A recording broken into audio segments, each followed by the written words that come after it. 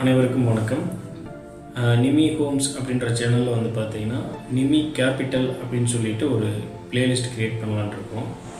இதில் வந்து பார்த்தீங்கன்னா பொருளாதாரம் சார்ந்த வீடியோஸ் வந்து அப்லோட் பண்ணலான் இருக்கோம். அதாவது பங்குச்சந்தை, நிதி திட்டமிடல், அடுத்து வந்து பார்த்திங்கன்னா அசையும் அசையா சொத்துக்களின் தேவை,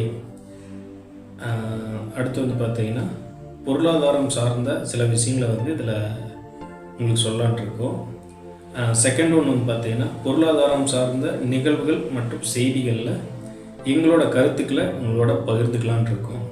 அடுத்து மூணாவது வந்து பார்த்திங்கன்னா பொருளாதாரத்தில் எப்படி சுதந்திரம் அடைகிறது, அதாவது நம்மளுக்கு எவ்வளோ அமௌண்ட் தேவை, அந்த அமௌண்ட்டை எப்படி வந்து நம்ம க்ரியேட் பண்ணிக்கிறது, எவ்வளோ காலத்தில் அதை வந்து நம்ம அடையிறது அப்படின்றது பற்றின சில வீடியோஸ் வந்து இதில் பார்க்கலாம்.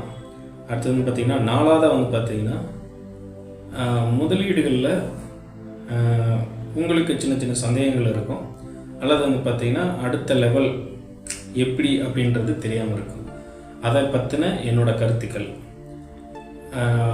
இது கூட வந்து பார்த்திங்கன்னா ஒவ்வொரு கம்பெனிஸ் அப்படின்னா அந்த கம்பெனியில் வந்து நம்ம முதலீடு பண்ணுறதுக்கு முன்னாடி அந்த கம்பெனிகளோட டேட்டா பேஸ், அதாவது ஃபுல்லாக வந்து அதை ஆராயணும். அதோட நிதிநிலை அறிக்கை, அடுத்து அதோட ஃப்யூச்சர் க்ரோத்லாம் என்ன மாதிரி இருக்கும் அப்படின்றத பற்றியெல்லாம் நம்மளுக்கு தெரிஞ்சுக்கணும்.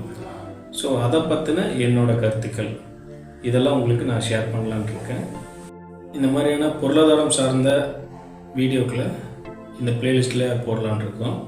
நீங்கள் தொடர்ந்து பாருங்கள், உங்களோட சந்தேகங்களை கேளுங்க, அதில் என்னோடய கருத்துக்களை நான் உங்களுக்கு ஷேர் பண்ணுறேன். நன்றி, வணக்கம்.